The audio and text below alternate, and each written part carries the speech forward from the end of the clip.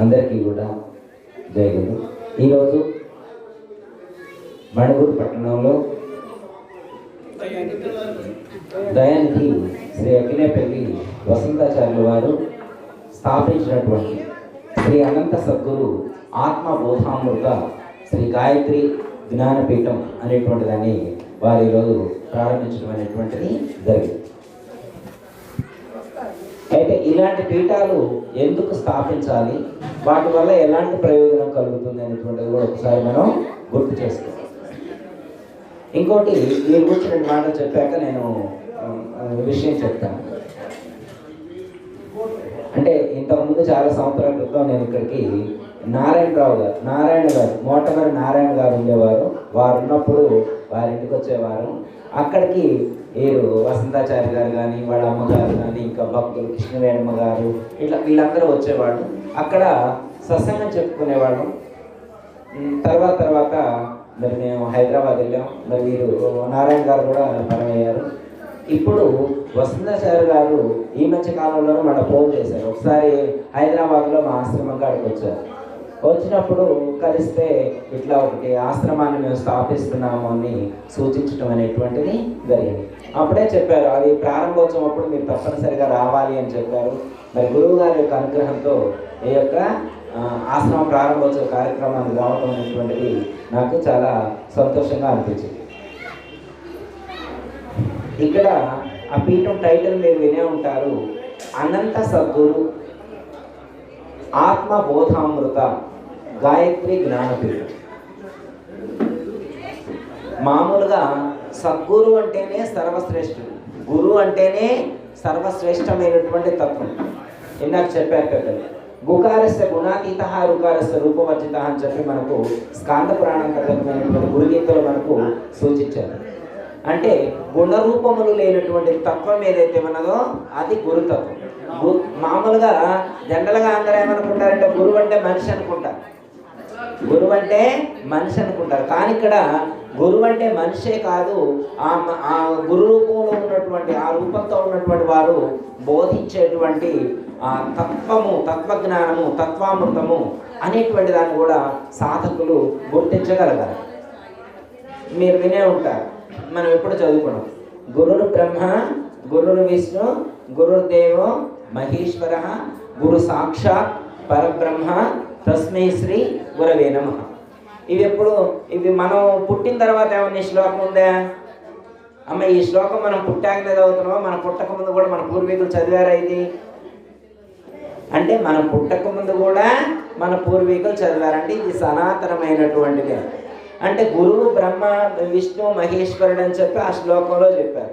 ఇక్కడ ఏమని చెప్పారు? అనంత సద్గురు ఆత్మబోధామృత గాయత్రి జ్ఞానపీఠం అని చెప్పారు. అనంత సద్గురు అన్నారు. మామూలు సద్గురు కూడా కాదు, గురువు అంటేనే గురు బ్రహ్మ గురు విష్ణు గురుడు దేవు మహేశ్వర గురు సాక్షాత్ పరబ్రహ్మ అన్నారు. గురువును సాక్షాత్తు పరబ్రహ్మంతో కీర్తించడం అనేటువంటిది జరిగింది. ఎలా కీర్తిస్తారు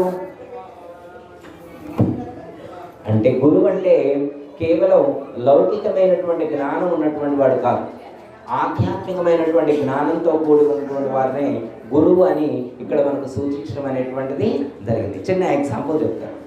గురువును పూజించాలి అన్నది శాస్త్రంలో ఏమని చెప్తాను? ఇప్పుడే చెప్పుకున్నాం కదా, గురువుని బ్రహ్మ విష్ణు మహేశ్వరులతో సమానంగా పూజించాలని చెప్పారు. ఇప్పుడు సపోజ్ ఉదాహరణకి గురువు అంటే ఒక ఆయన టైలరింగ్ నేర్పిండంట, తెలుసమ్మా? టైలరింగ్ నేర్పిండంట. ఈయన టైలరింగ్ నేర్పిన గురువు గారు అన్నాడు. ఒక ఆయన సైకిల్ నేర్పిండంట, ఈయన సైకిల్ నేర్పిన గురువు గారు అన్నాడు. నేర్పిండు అరిసెలు వండటం నాకు అరిసెలు వండటం నేర్పిన గురువు గారు అన్నాడు. ఒక ఆయన వ్యవసాయం నేర్పిండు, ఇంకో వ్యవసాయం చేయటం నేర్పినటువంటి గురువు గారు. ఒక ఆయనకి వ్యాపారం రాదంట, వ్యాపారం నేర్పిండు, ఇంకో వ్యాపారం చేయటం నేర్పినటువంటి గురువు అని చెప్పారు.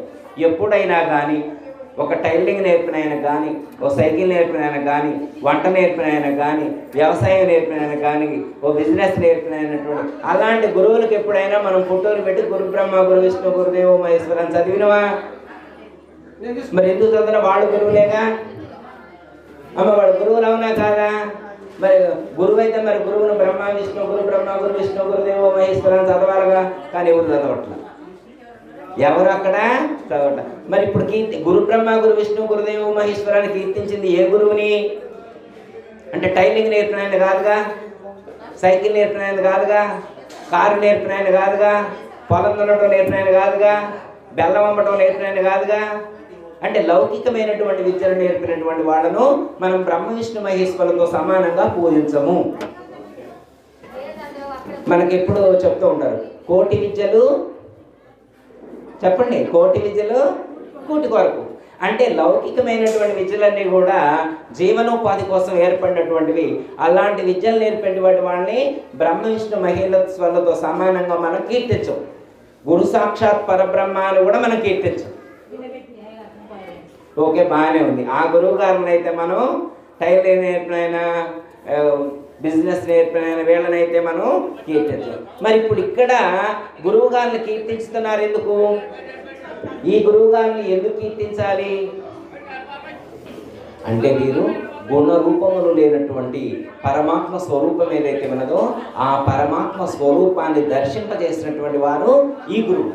ఇక్కడ వేదిక మీద ఇప్పటి వరకు కూర్చున్నటువంటి వాళ్ళందరూ కూడా అలాంటి జ్ఞాన సంపన్నులైనటువంటి ఆత్మబోధామృత అని చెప్పారు కదా. ఇక్కడ ఆత్మ బోధామృతాన్ని అందించేటువంటి గురువులు ఇక్కడ ఆసీనులైంది. ఏం గురువు గారు ఆత్మబోధ అంటున్నారు, ఆత్మ అంటున్నారు, అదే ఊరిలో ఉంటుంది. ఇప్పుడు ఆత్మ అంటే దాన్ని తెలుసుకోవడానికి మనం ఇప్పుడు ఏ ఊరు పోవాలా? ఏ బస్సు ఎక్కితే పోతాం, ఏ రైలు ఎక్కితే పోతాం, ఏ ఫ్లైట్ ఎక్కితే పోతాం. ఇప్పుడు ఆత్మ అంటే ఏ ఊరిలో ఉంటుందని పోవాలి. ఇప్పుడు మరి దాన్ని తెలుసుకోవడానికి పోదామా? ఏ ఊరైనా నేను కారు వేసుకొని పోదామా? అంటే ఆత్మ అనేటువంటిది ఎక్కడో వేరే దేశంలో ఉండేది కాదు. ఎక్కడుంది? అది మనలోనే ఉంది. మనలో ఉండేటువంటి ఆ తత్వాన్ని, మనలో ఉండేటువంటి యొక్క ఆత్మస్వరూపాన్ని దర్శింపజేసేటువంటి వాడే, తనను తనకు దర్శింపజేసేటువంటి వాడు. మన స్వరూపం ఏంటి, మన యొక్క స్వభావం ఏంటి, మనమేంటి అనేటువంటి విషయాన్ని మనకు ఎరుకపరిచేటువంటి వారు సద్గురు. ఇక్కడ ఆత్మబోధన అందిస్తారంటే అది, అందించటం అంటే అది. ఈ గురువు గారిని సద్గురువు అని ఎందుకంటారు అంటే చిన్న ఎగ్జాంపుల్. వంకాయలు అమ్మే వాళ్ళని ఏమంటారు? వంకాయల అబ్బాయి అంటారు. టమాటాలు అమ్మితే టమాటాల అబ్బాయి అంటారు. ఎల్లిపాయలు అమ్మితే ఎల్లిపాయల అబ్బాయి అంటారు. వేరే అంటారమ్మా? ఎల్లిపాయలు అమ్మాయిని ఎల్లిపాయల అబ్బాయి అంటారు కదా. లేకపోతే ఎల్లిపాయలు అమ్మాయిని అయితే వేరే పేరుతో వంకాయల అబ్బాయిని పిలిస్తే వస్తారా? ఎల్లిపాయలు అమ్మేవాడిని ఎల్లిపాయ అబ్బాయిని పిలిస్తేనే వస్తారు. ఓకే, మరి ఇక్కడ ఏమమ్ముతున్నారు? ఇక్కడ అమ్మేది కాదులే కానీ అసలు ఎగ్జాంపుల్ కోసం ఇక్కడ ఆత్మబోధను, మనకు ఆత్మబోధను అందించేటువంటి వారు, గుణరూపము లేనటువంటి తత్వాన్ని మనకు బోధించేటువంటి వారు కాబట్టి వీరిని గురువు అని పిలవాల్సి వచ్చింది. లేకపోతే వీరి పేరేం పేరు? వీరి పేరు గురువా? నా పేరు గురువా? నా తల్లిదండ్రులు నాకు పేరు పెట్టారు, నాకంటే మళ్ళీ వేరే అనుకున్నారు. నా శరీరానికి దేనికి పేరు పెట్టారు?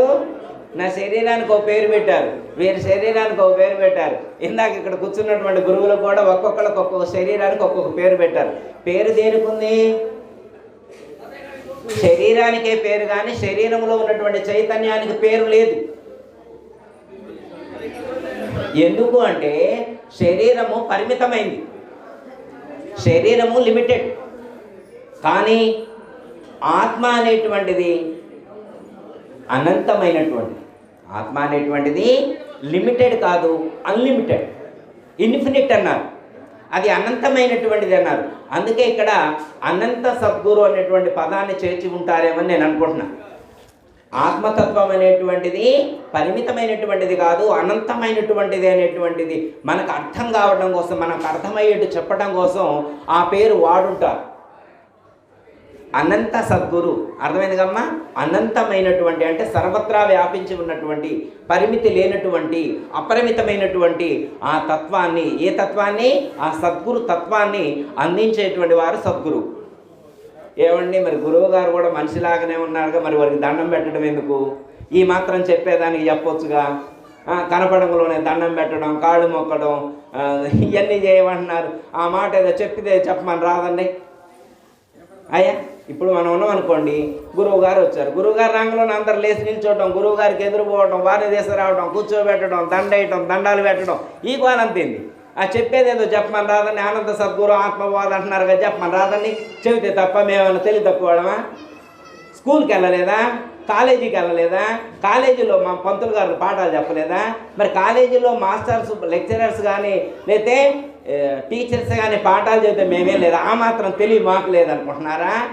మేమైనా స్కిల్స్ లేనివాడమా?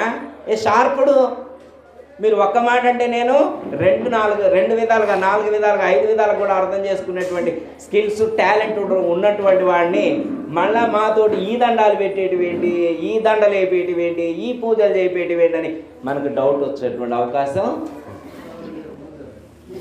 ఎందుకంటే గురువు చెప్పేటువంటి జ్ఞానం మనకు అర్థం కావాలి అంటే ముందు మనకు అర్హత ఉండాలి.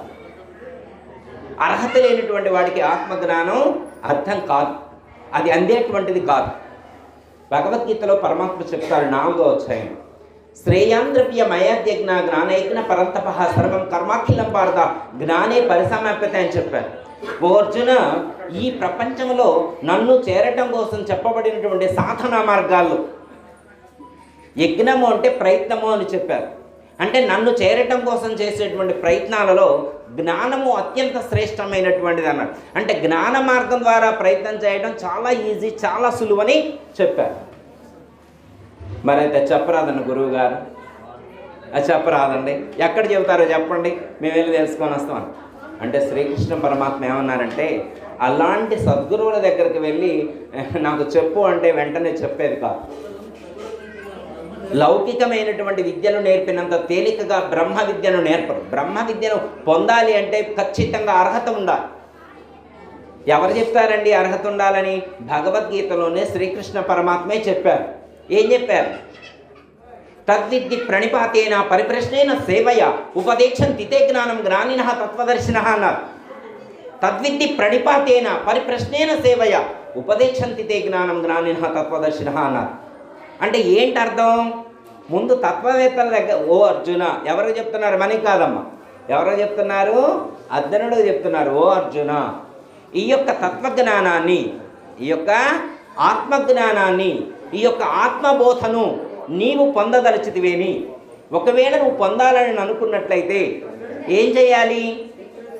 ముందు తత్వవేత్తల దగ్గరికి వెళ్ళి, మహాత్ముల యొక్క సన్నిధికి వెళ్ళి, సద్గురువుల యొక్క సన్నిధికి వెళ్ళి ఏం చేయాలి? ఫస్ట్ ప్రణిపాతేన, వారికి సాష్టాంగ నమస్కారం చేయి, వారి పాదాల మీద పడి వాలిపో. వాము గురువు గారంటే ఏదో ఆత్మ అంటున్నారు, ఏమైనా చెప్తారని వస్తే ఒంగో దండం పెట్టమంటున్నారు. ఈ గురువు గారు దండం పెట్టకపోతే చెప్పరా?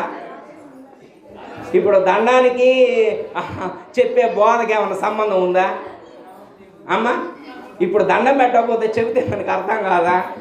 అర్థమైంది. కానీ మరి ఎందుకన్నారు? శ్రీకృష్ణ నేనన్నది కాదమ్మా, మళ్ళీ నేనన్నదో చారి గారు అన్నదో కాదు, శ్రీకృష్ణ పరమాత్మ అన్నారు. తద్విద్ది ప్రణిపాతేన, ఫస్ట్ తత్వవేత్తలకు సాష్టాంగ నమస్కారం చేయమన్నారు. ఎందుకంటే సాష్టాంగ నమస్కారం ఎవరైతే చేస్తారో వాళ్లకు అహంకారం పోతుంది. ఏం పోతుంది? నమస్కారం చేయడం వల్ల ఏం ప్రయోజనం కలుగుతుందంటే, ముందు మనలో ఉండేటువంటి అహంకారము, అభిమానము అనేటువంటి గుణాలు నశిస్తాయి.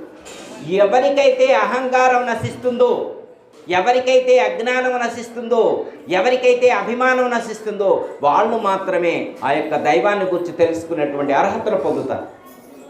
చిన్న ఎగ్జాంపుల్ చెప్తాను, అంటే ఎప్పుడు విన్నదే మనం ఒకసారి గుర్తు చూస్తాం. మీరు వెళ్తూ ఉన్నారనుకోమ్మా, అక్కడ చెట్టు కనబడ్డది, ఆ చెట్టు కాడ కొద్దిగా పసుపు వేశారు, కుంకుమ వేశారు, దండం పెట్టడానికి ఏమైనా ఫీల్ అవుతారా? ఉసిరి చెట్టు, ఏ చెట్టు అది? కార్తీక మాసం ఉసిరి చెట్టు, అందరూ పసుపు కుంకుమ వేశారు, దండం పడేస్తే దండగేముంది? పోయే వాళ్ళందరూ దండాలు పెడుతున్నారు, మనం కూడా దండం పెడితే దండగేముంది? దండం పడేసిండు. అంటే లాటరీ టైప్ అన్నమాట. నిజంగా ఆ జ్ఞానం ఎరిగి దండం పెట్టడం కాదు, లాటరీ టైప్. వాడి దండం పెట్టిండు, వీడి దండం పెట్టిండు, మనం దండం పెడదాం, ఉపయోగం రాకుండా నష్టం ఏముండదు, దండం పెట్టడం వల్ల అయితే నో లాస్ కదా అని దండం పడేసిండు. తర్వాత వెళ్తూ ఉండడు. ఇంకో చోటుకు వెళ్తుంటే ఒక ఆయన ఉత్తగానే ఒక రాయి తీసుకొని దానికి ఎర్రగా కుంకుమ రాసిండు, ఎర్రగా కుంకుమ రాసిండు, గంధంతో బొట్టు పెట్టిండు, 2 ఊదుబత్తీలు వెలిగించి ఆడబెట్టిండు. ఆ ఊదుబత్తీలు అక్కడ పెట్టి జయ శ్రీరామ్ జయ శ్రీరామ్ అంటూ కూర్చున్నాడు. ఇక వెళ్ళే వాళ్ళందరూ ఒక డిఫరెంట్గా ఉంది. మామూలు రాయికి అయితే ఎవరు దండం పెట్టరు, మామూలు రాయికి అయితే ఎవరు ఇప్పుడు కుంకుమ రాసిండు, గంధం బొట్టు పెట్టిండు, అసలు పూలదండ వేసిండు, కానీ పూలు వేసిండు, అగరబత్తీలు కూర్చుండు. ఇప్పుడు దండం పెట్టడానికి ఎవరైనా ఫీల్ అవుతారా? Don't feel. ఓకే, ఇంకోటి నాగుల చవితి వచ్చింది అనుకోమ్మా, పాముకి దండం పెడతారా పెట్టరా? వినాయక చవితి రోజున ఎలుకని ఏం కొట్టరు, వినాయకుడు కూడా. చూడండి అమ్మా, ఈ ప్రపంచంలో మనిషి దేనికి దండం పెట్టడానికైనా సిద్ధమే.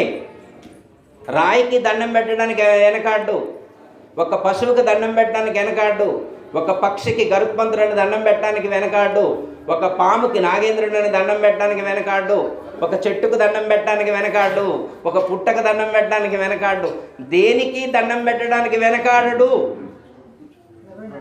కానీ ఈ ప్రపంచంలో ఉన్నటువంటి సమస్త ప్రాణులన్నింటికంటే కూడా ఇందాక గురువుగారు చెప్పారు, నరసింహాచార్యుల వారు 84 లక్షల జీవులు ఉన్నాయని చెప్పారు. 84 లక్షల జీవుల్లో అత్యంత శ్రేష్టమైనటువంటి ప్రాణి ఎవరు అంటే మానవుడే. మానవుడి కంటే శ్రేష్టమైనటువంటి ప్రాణి ఈ ప్రపంచంలో మరొకటి లేదు. అవునా కాదా? ఎందుకంత గొప్పది మానవ ప్రాణి అంటే, ఒక పశువు ఉందనుకోండి, దానికి ఆకలి అయితే నాకు ఆకలి అవుతుందని చెప్పదు, దాని కడుపును వస్తే చెప్పలేదు. ఎందుకంటే వాక్కు లేదు. ఈ ప్రపంచంలో ఏ ప్రాణికి కూడా మాట్లాడే శక్తి లేదు. తన యొక్క భావాన్ని ఎక్స్ప్రెస్ చేసేటువంటి ఆ స్కిల్స్ కానీ అలాంటి జ్ఞానం కానీ వేరే ఏ ప్రాణికి లేదు. ఒక్క మనిషి మాత్రమే తనలో ఉన్నటువంటి భావాన్ని ఇంకో మనిషితో పంచుకోగలడు. అలాంటి గొప్పదైనటువంటి వాక్ శక్తి అనేటువంటిది ఒక్క మానవుడికి మాత్రమే ప్రసాదించబడింది. శాస్త్రంలో ఏమని చెప్పారు? భగవద్గీతలో 7వ అధ్యాయంలో చెప్తారు, మీరు వినే ఉంటారు. బహూనాం జన్మనామంతే జ్ఞానవాన్ మాం ప్రపద్యతే వాసుదేవ సర్వమితి మహాత్మ సుదుర్లభ అని చెప్పారు. ఓ అర్జున, అనేక జన్మలు గడిచిన పిదప అనేక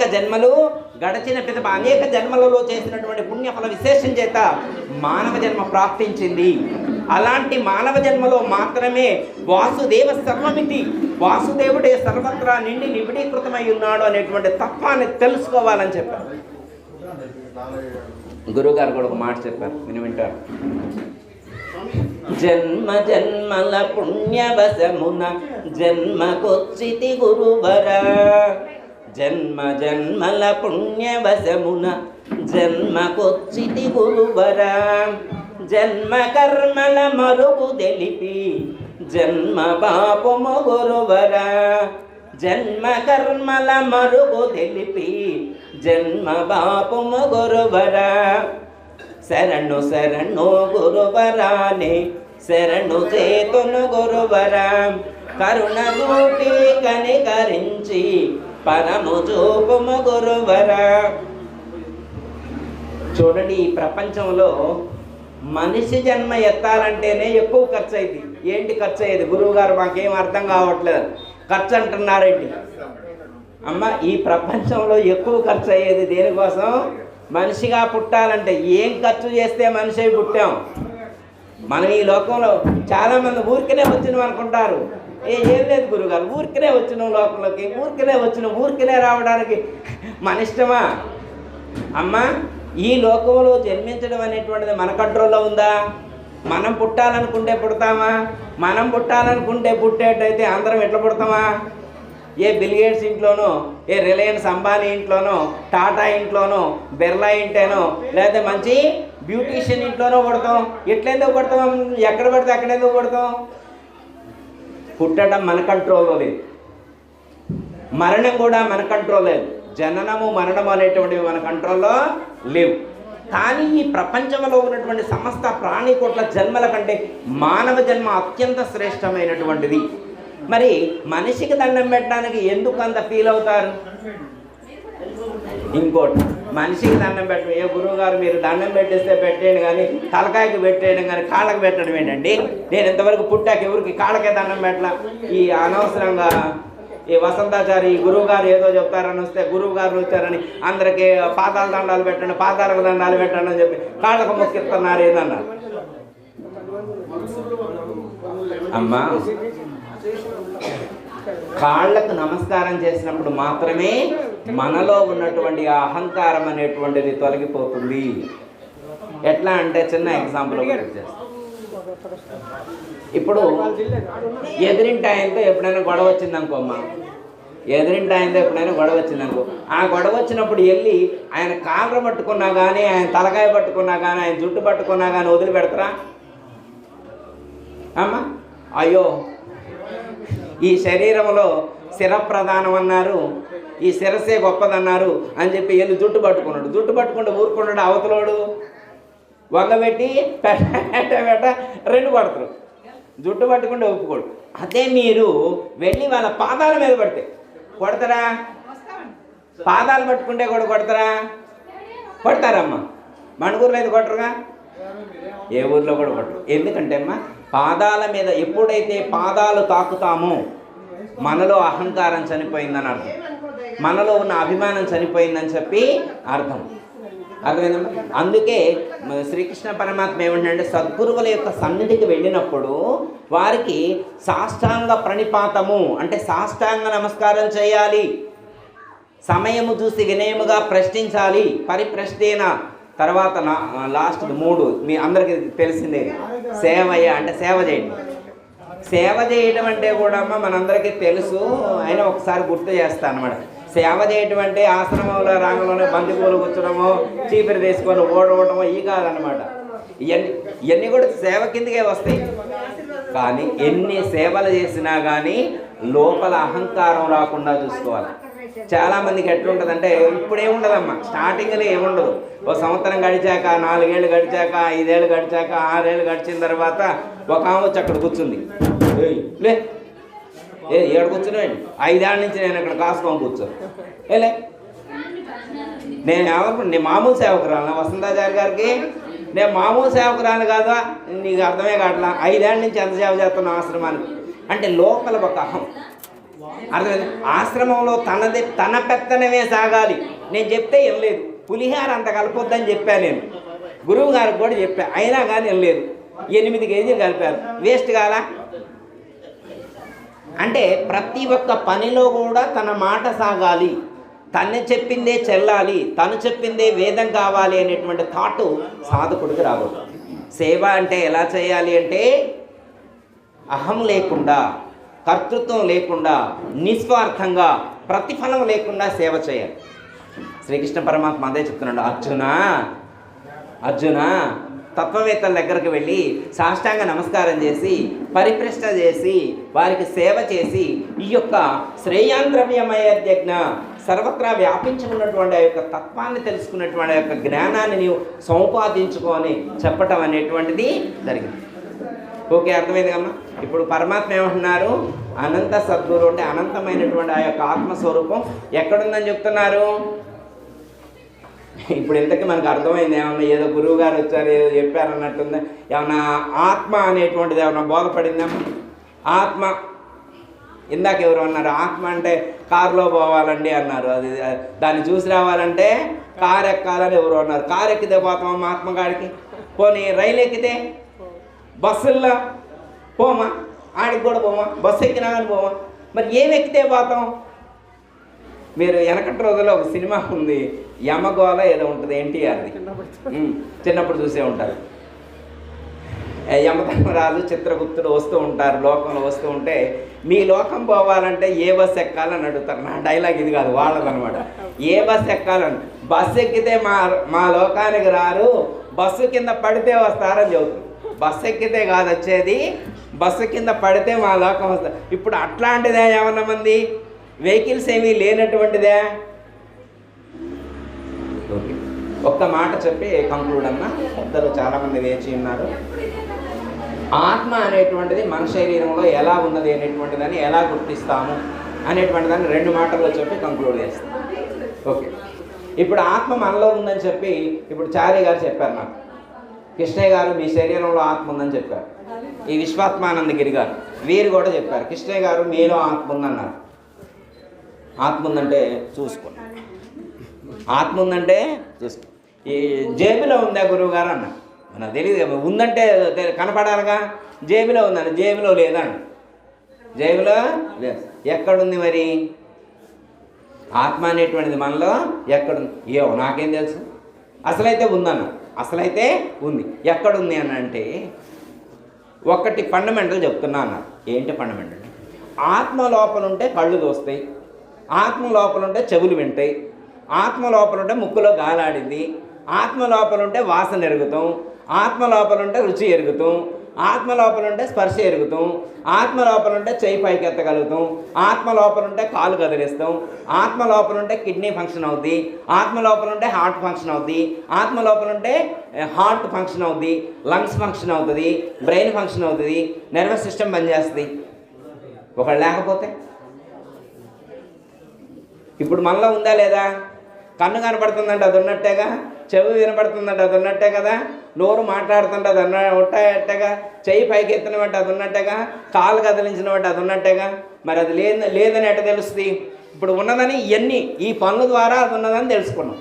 ఈ పనుల ద్వారా, చూడటం ద్వారా, వినటం ద్వారా, తినటం ద్వారా, వీటన్నిటి ద్వారా అది ఉన్నదని తెలుసుకున్నాం. ఇప్పుడు అది లేదని ఎలా తెలుసుకుంటాం?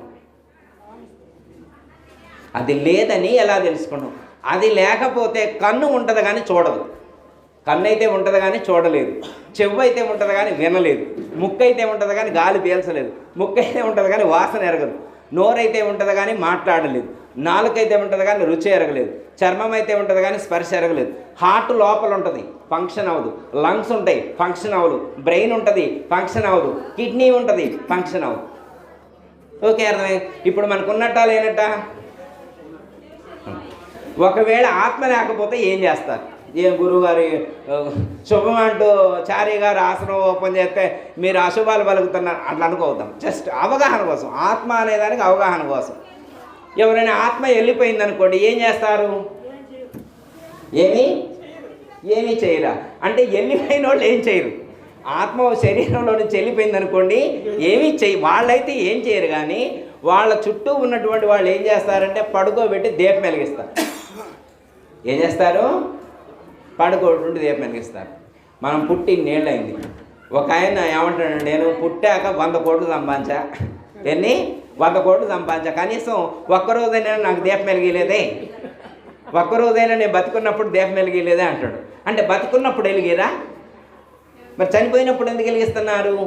బతికున్నప్పుడు వెలిగినటువంటి దీపాన్ని చనిపోయినప్పుడు ఎందుకు వెలిగిస్తున్నారు అంటే, బయట అంటే ఇంతకుముందు లోపల దీపం వెలుగుతుందని అర్థం. లోపల ఒక దీపం వెలుగుతుంది అన్నారు. మనం బయట ఎప్పుడైతే దీపం వెలిగించి చూపెట్టామో అది ఒక హింట్ అన్నమాట. అంటే ఆ దీపం లోపల వెలగట్లేదని అర్థం. ఏమిటి అర్థం? బయట దీపం వెలిగిస్తే అని అర్థం ఏంటి? ఆ దీపం లోపల వెలగాల్సిన దీపం, లోపల వెలిగే దీపం ఇప్పుడు వెలగట్లా, అది బయటకు వచ్చింది. అందుకే బయట ఒక దీపాన్ని వెలిగించి చూపెట్టాం. ఇక ఎవరిని అడగక్కల. మామూలు దీపాలు ఎక్కడ వెలిగిస్తాం? ఇంట్లో వెలిగిస్తాం. ప్రొద్దుటే స్నానం చేయగలను దేవుడి దగ్గర దీపం వెలిగిస్తాం. ఎప్పుడైనా మనుషులకు వెలిగిస్తాం ఆ దీపాలు? ఎప్పుడు వెలిగిస్తాం? ఒకే ఒక్కసారి లాస్ట్. దాని ఎసెన్స్, దాని యొక్క సారాంశం, దాని యొక్క అర్థం ఏంటంటే, దీపం తలాపుని వెలిగించారు అంటే లోపల దీపం వెలగట్లేదని అర్థం. ఇంతకుముందు లోపల ఉన్నప్పుడు వెలిగిలా, లోపల ఉన్నప్పుడు వెలిగేయాల్సిన అవసరం లేదు. అప్పుడు కన్ను చూస్తుంది, చెవి వింటుంది, ముక్కు వాసన ఎరుగుతుంది, నోరు మాట్లాడుతుంది, కాలు కదులుతుంది, చేయి కదులుతుంది. ఇవన్నీ ఫంక్షన్ అవుతున్నాయి. ఇవన్నీ ఫంక్షనింగ్ అయ్యేటువంటి సందర్భంలో దీపం వెలిగేయాల్సిన అవసరం లేదు. ఇవన్నీ ఫంక్షన్ అవ్వట్లేదంటే బయట దీపం వెలిగించి చూపిస్తారు, ఇప్పుడు లోపల వెలగట్లేదని అర్థం. అమ్మాయి ఒక క్లారిటీ వచ్చింది. ఆత్మబోధ అన్నదానికి ఒక క్లారిటీ. మన లోపల దీపం వెలుగుతుందని అర్థం. దీపం మన లోపల వెలుగుతుంది, మరి కనపడాలి కదా గురువుగారు? ఇవ్వలే చెప్పారులే, దీపం మనలో వెలుగుతుందని చెప్పారు. కనపడాలిగా ఉంటే. ఇప్పుడు సపోజ్ అమ్మా శారీ గారు ఈ రూమ్లో దీపం వెలిగించారనుకో, కనపడదా? ఇయ్యాలంటే కనపడదు, రేపైనా కనపడిద్దిగా, పోనీ ఇల్లండి అయినా కనపడిద్దిగా, కనీసం 4 ఏళ్ళకైనా కనపడిద్దిగా దీపం వెలిగిస్తే. మరి ఇందులో ఎప్పటి నుంచి వెలుగుతుంది దీపం? దీపం వెలిగించింది ఎవరు ఇందులో? ఈ దీపం ఎవరు వెలిగించారు? చారి గారు వెలిగించారా? పోనీ మా గురువు గారు వెలిగించారా? ఈ గురువు గారు వెలిగించారా? దీపం ఎవరు వెలిగించారు? నాకైతే తెలియదు. అసలైతే వెలుగుతుంది. దీపం వెలిగించింది పరమాత్మ. దీపం వెలిగించింది ఎందుకు వెలిగించాడు? వెలిగితే వెలిగించాడు. మలపటం ఎందుకు? ఉంచవచ్చుగా. మరి కొన్నాళ్ళు ఉంచితే ఆయనకు దానికి ఏమొచ్చాయి అమ్మ? కొన్ని రోజులు ఉంచవచ్చుగా. అంటే మనం ఉంచమంటే ఉంచడానికి కానీ, తీసేయమంటే తీసేయటానికి కానీ మన ఆధీనంలో లేదు. ఎందుకు వెలుగుతుంది అంటే, ఎందుకు ఈ శరీరాన్ని ధరించాము, మనం ఈ శరీరాన్ని ఎందుకు ధరించాము అంటే గత జన్మలలో చేసినటువంటి కర్మఫలాలు అనుభవించడం కోసం శరీరాన్ని ధరించాం. ఎప్పటి వరకు ఈ శరీరంలో ఉంటాం? కర్మ ఎప్పటి వరకు అయితే అనుభవించాలో అప్పటి వరకు ఉన్నాం. తర్వాత కర్మలు అనుభవించవలసినటువంటి కర్మలన్నీ పూర్తయిన తర్వాత ఇంకా ఈ శరీరంలో ఉంచాలి. ఈ శరీరంలో ఉండవలసినటువంటి అవసరం లేదు. అర్థమైందమ్మా? ఇప్పుడు ఎవరైనా పరంపాలించారనుకో ఒక మాట అంటారు, మీరు విని అంటారు, నూకలు చెల్లి అంటారు. ఏమైనా సమాజంలో బియ్యం కరువైనాయా అమ్మ?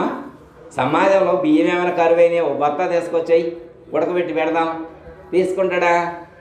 అంటే లోకం మొత్తంలో ధాన్యం లేవని కాదు, తను తినవలసినటువంటి ధాన్యం కంప్లీట్ అయిపోయింది, ఇక లేదు. తను మింగవలసినటువంటి గింజ లేదు, తను పీల్చవలసినటువంటి శ్వాస మిగలేదు, తను తాగవలసినటువంటి వాటరు నీటి బొట్టు లేదు ఈ ప్రపంచంలో, తను నడవవలసినటువంటి నేల లేదు, నేల రుణం తీరింది, నీళ్ళ రుణం తీరింది, గాలి రుణం తీరింది, అన్ని తినే పదార్థాల యొక్క రుణాలన్నీ కూడా తీరింది. మనకు ఎప్పటి వరకు ఈ రుణాలన్నీ కూడా ఉంటాయో వాటిని ప్రొవైడ్ చేసే సిస్టమ్ని ఏమన్నారంటే అమ్మవారు అన్నారు. మీరు వినే ఉంటారు, మనకి గ్రామ దేవతలు ఉంటారు. నూకాలమ్మ పేరు విన్నారమ్మా? విన్నారు ఎప్పుడన్నా? నూకాలమ్మ అంటే ఈ దేవతే. మనకి నూకలు ఎన్ని ఉన్నాయో ప్రొవైడ్ చేసేది, మనకి ఎన్ని నూకలు ఇవ్వాలో అన్ని ఇచ్చేది. ఇప్పుడు రేషన్ షాప్ కాడికి వెళ్తే కొంతమందికి రేషన్ ఇస్తారు కమ్మా, నెలకి ఎన్ని ఇస్తారు? ఒక్కొక్కడికి 5 కేజీలు 6 కేజీలు అంటారు కదా, అన్ని కేజీలు ఇస్తారు, ఎక్కువ ఇస్తారా? ఇవ్వరు. అంటే ఒక రేషన్ షాప్ డీలర్ మనకి ప్రతి నెల ఎన్ని ఇవ్వాలో అన్నీ ఇస్తారు కదా. అలాగే ఈ ప్రపంచంలో పుట్టేప్పుడే, మనం ఈ ప్రపంచంలో పుట్టే ముందే మనం ఎన్ని తినాలో అవన్నీ ఈ లోకంలో ప్రొవైడ్ చేయబడి ఉన్నాయి. మళ్ళీ వచ్చాక మనం తయారు చేసుకోవడం కాదు, పరమాత్మ ముందు మనం తినాల్సినటువంటి మెటీరియల్ పుట్టించిన తర్వాతనే మనల్ని పుట్టించారు. ఓకే, వాటిని ప్రొవైడ్ చేసే సిస్టమ్ని నూకాలమ్మ అన్నారు. నూకాలమ్మ అంటే మన కర్మ ఎంత ఉంది, మనం ఎంత తినాలా, ఇక తినవలసింది ఉందా లేదా, అవన్నీ చూసుకొని ఇక కంప్లీట్ అయిందనుకోమ్మ, కంప్లీట్ అయితే ఇంటి దాకా పోయిందా కాపుతారు. ఒక ఆయనకు బస్ స్టాండ్లోనే కంప్లీట్ అయింది, పీల్చే శ్వాస బస్ స్టాండ్లోనే అయిపోయిందంట. పీల్చే శ్వాస బస్ స్టాండ్లో అయిపోతే మరి ఇంటి దాకా రానిస్తారా? ఏమైంది? బస్ స్టాండ్లోనే వెళ్ళిపోతారు ఆయన. మా అయ్యగారికి దండం పెడతా ఇంటి దాకా పోయిందాకుంటారా? నో, నువ్వు ఎక్కడైపో బస్ స్టాండ్లో అయిపోతే బస్ స్టాండ్లోనే, హాస్పిటల్లో అయితే హాస్పిటల్లోనే, కిరాణం షాప్ కాడైతే కిరాణం షాప్లోనే, పూజ కాడైతే పూజ కాడే, ఫంక్షన్ కాడైతే ఫంక్షన్ కాడే, నువ్వు ఎక్కడ ఉంటే అక్కడి నుంచే తీసుకొని పోతా. ఆయన ఎప్పటి వరకు ఉంచాలో అప్పటి వరకు ఉంచాలి. ఇప్పుడు మనం ఈ గురువుగారు ఈ అనంత సద్గురు ఆత్మబోధామృతం అని చెప్పారు కదా, ఆ అమృతాన్ని పంచుతా అన్నారు. అర్హత ఉన్నటువంటి వాళ్ళు రండి అన్నారు. అర్హత ఉన్నటువంటి వాళ్ళందరూ రండి అన్నారు. ఇప్పుడు మనకి ఎంతమందికి అర్హత ఉందో వాళ్ళే అందుకోగలుగుతారు. అర్హత ఉన్నటువంటి వాళ్ళే అందుకోగలుగుతారు. అమృతం తాగితే ఏమవుతుందమ్మా? అమృతం తాగితే ఏమవుతుంది? మళ్ళీ పుట్టరు, వాళ్ళకి మళ్ళీ పుట్టుక లేదన్నారు. అంటే అమృతం అసలు ఉందో లేదో మనకి తెలియదు, కానీ ఈ గురువుగారు చెప్పేటువంటి ఆ బోధామృతం ఏదైతే ఉన్నదో, ఆత్మబోధామృతం ఏదైతే ఉన్నదో, ఆ బోధామృతాన్ని ఎవరైతే పట్టుకోగలుగుతారో వాళ్ళకి జన్మ రాదు. చిన్న ఎగ్జాంపుల్ చెప్పి కంక్లూడ్ అమ్మా, ఒక మాట. అంటే అమృతం అనే పదం వచ్చింది కాబట్టి ఒక మాట చెప్పి కంక్లూడ్ చేస్తా. ఇప్పుడు గుడికి వెళ్తామమ్మా, గుడికి చాలామంది వెళ్తారు. గుడికి తిరుపతి అనుకుందాం, తిరుపతి అయితే మనకి తేలిక ఉంటుంది. దర్శనం 300 టికెట్. ఎంత టికెట్? 300 టికెట్ కొన్నాం. తను, భార్య, కొడుకు, మనవడు. కోడలకు ఆరోగ్యం అనుకూలంగా లేకపోతే ఇంటికాడే ఉంది. సరే, కొడుకు, మనవడు, తను మా దగ్గర నలుగురు 300 రూపాయల టికెట్ తీసుకొని వెళ్ళారు. వెళ్ళిన తర్వాత అడిగిపోయిన తర్వాత ఇక దండం పెట్టాను. వాళ్ళ నాన్న కొడుకుని దండం పెట్టిండు, మనవడిని కూడా దండం పెట్టిండు. వాడు కళ్ళు తెరిచి దండం పెట్టి, దండం పెట్టిండు, కళ్ళు తెరిచి దండం పెట్టిండు. కళ్ళు మూసుకో కళ్ళు తెరిచి దండం పెడతారా? ఓ పిల్లగాడు మూసుకోను, నేను కళ్ళు మూసుకోనాడు. అదేందిరా, దేవుణ్ణి చూడాలంటే కళ్ళు మూసుకోవాలి. కళ్ళు మూసుకుంటే ఏం కనబడుతుందా? కళ్ళు మూసుకుంటే ఎట్ట కనబడుతుంది దేవుడు? మళ్ళీ ఉత్తకు తీసుకొచ్చిన 300 గడ్డి తీసుకొచ్చిన 300 వేస్ట్ అయింది. 300 వేస్ట్ అయింది. వచ్చేప్పుడు నూడిల్స్ ఇప్పిమంటే ఇప్పిలను, బర్గర్ ఇప్పిమంటే ఇప్పిలా. అవి అయితే ఇప్పిలే కానీ దర్శనానికి కానీ తీసుకొచ్చి 300 ఖర్చు చేసి తీసుకొచ్చిన. మళ్ళీ తీసుకొచ్చిన తర్వాత కళ్ళు మూసుకొని అన్నం పెడు. కళ్ళు మూసుకుంటే ఏ దేవుడు కనపడతారయ్యా? నీకెవరు ముందే ఏమన్నా? అరే బాగానే ఉంది అనుకో. ఇప్పుడు కళ్ళు మూసుకుంటే దేవుడు కనపడతారా? కళ్ళు తెరితే కనపడతారా? తండ్రికి తాతకు కూడా అయోమయంలో పడ్డాడు, తాత కూడా అయోమయంలో పడ్డాడు. మరి పుట్టిన కాడి నుంచి అందరం దండాలు పెట్టేప్పుడు కళ్ళు మూసుకొనే దండం పెడుతున్నాం కదా. నాకు ఇంతవరకు తెలివేదట్లేదే. ఇప్పుడు కాలం పెరగాళ్ళు మామూలు వాళ్ళు కాదు, కంప్యూటర్ యుగంలో పుట్టినోళ్ళు. వీళ్ళకి తెలివి ఎక్కువ ఉంది. అందుకే వాళ్ళు ఎదురు ప్రశ్న వేస్తున్నారు. వెనకటి రోజుల్లో మనం వేసిన వాళ్ళు ఏది చెబితే అది చేసాం. కూర్చోంటే కూర్చోవడం, నిల్చోంటే నిల్చోవడం, ఏది చెబితే అది. ఎదురు తిరిగితే 4 అంటించేవాళ్ళు వెనకటి రోజులు. ఇప్పుడు వాడు పిల్లగాడు ఏదన్నా అంటే ఇంట్లో నుంచి బాత్రూమ్ భయం పెట్టి దండం పెట్టి మయ్యగానికి దండం పెడతారు రా అని చెప్పి బతిలాడే పరిస్థితి. రోజులు చాలా మారిపోయింది. ఇప్పుడు పిల్లగాడు దండం పెట్టమంటే కళ్ళు మూసుకొని దండం పెట్టినట్టు. అసలు ఇప్పుడు దేవుణ్ణి చూడాలంటే కళ్ళు మూసుకోవాలా, కళ్ళు తెరవాలా? మనం అనుకుందాం కళ్ళు తెరవాలమ్మా. అది మరి కళ్ళు తెరిస్తేనే దేవుడు కనపడేటైతే కళ్ళు మూసుకొని దండం పెట్టాలని చెప్పే ఆప్షన్ అదెందుకు చెప్పారు మనకి? దేవుడికి దండం పెట్టేప్పుడు కళ్ళు మూసుకోవాలని ఎవరు చెప్పారు? ఎందుకు పెడుతున్నాము? డైనమాలో పడ్డారు వాడు. అక్కడే అయ్యగారు ఉంటారు కమ్మ. గుళ్ళో అయ్యగారు ఉందే అవి చెప్పడానికి. గుళ్ళో అయ్యగారు ఉండేందుకు అవన్నీ మనకి ఎక్స్ప్లెయిన్ చేయడానికి. అయ్యగారు మా మనవడు పేచీ పెడతాడు, కళ్ళు మూసుకొని దండం పెట్టమంటే దండం పెట్టడా ఏడ పాపం వచ్చిద్దో, 300 రూపాయలు టికెట్ తీసుకొని కూడా వాడికి ఏడ పాపం వచ్చిద్దో నేను భయపడుతున్నా మా అయ్యగారు అని చెప్పాడు. పిల్లగాడు చెప్పింది కరెక్టే. అసలు కళ్ళు మూసుకొని ఎందుకు దండం పెట్టాలో వాడు క్లారిటీ అడుగుతున్నాడు. కళ్ళు తెరిస్తే దేవుడు కనపడతారా, కళ్ళు మూసుకుంటే దేవుడు కనపడతారా? ఏ దేవుణ్ణి చూడడం కోసం కళ్ళు మూసుకోమని చెప్పారు? కఠోపనిషత్తులో నచికేతుడికి యమధర్మరాజు ఒక మాట చెప్తారు. చక్షురావృత అమృతత్వం ఇచ్చన్. చక్షురావృత అమృతత్వం ఇచ్చన్. దైవాన్ని చూడాలి అంటే నీ దృష్టిని బహిర్ముఖం చేయకూడదు, బయటికి చూడకూడదు. బయటికి చూస్తే దేవుడు కనపడడు. ఎప్పుడు కనిపిస్తాడు? అంతర్ముఖం కావాలా. చక్షు ఆవృత్తం అంటే వెనక్కి తిప్పి చూడాలి, లోచూపు చూడాలి. ఎలా చూడాలి? లోచూపు చూడాలి. ఎవరైతే లోచూపు చూడగలుగుతారో, తన లోపలికి తాను తొంగి చూడగలుగుతాడో వాళ్ళకి ఏం కనిపిస్తుంది? అమృతత్వం ఇష్టం.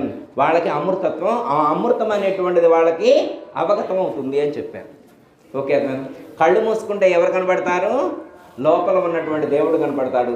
కళ్ళు తెరిస్తే అందరు చూసే దేవుడే కనపడతాడు. కళ్ళు తెరిస్తే ఏం కనపడుతుంది? అందరు చూసే దేవుడే కనపడతాడు. కళ్ళు మూసుకుంటే ఏం కనపడుతుంది? అంతరంగంలో ప్రకాశించేటువంటి ఆ యొక్క జ్యోతిర్బిందువుని, ఆ జ్యోతి స్వరూపాన్ని మనం దర్శించేటువంటి అవకాశం, దాన్నే అమృత తత్వము అన్నారు. ఆ అమృతాన్ని ఇక్కడ బోధామృతం అనేటువంటి పేరుతో మరి వసంతాచార్య గారు లిఖించారు. మీకు కొంతవరకు అర్థమైందని నేను అనుకుంటున్నా. పేరుకు సంబంధించి నా ప్రయత్నం నేను చేశా. మరి అంత సద్గురువు యొక్క అనుగ్రహం. జయతల సద్గురు. అందరికీ జయ గురు.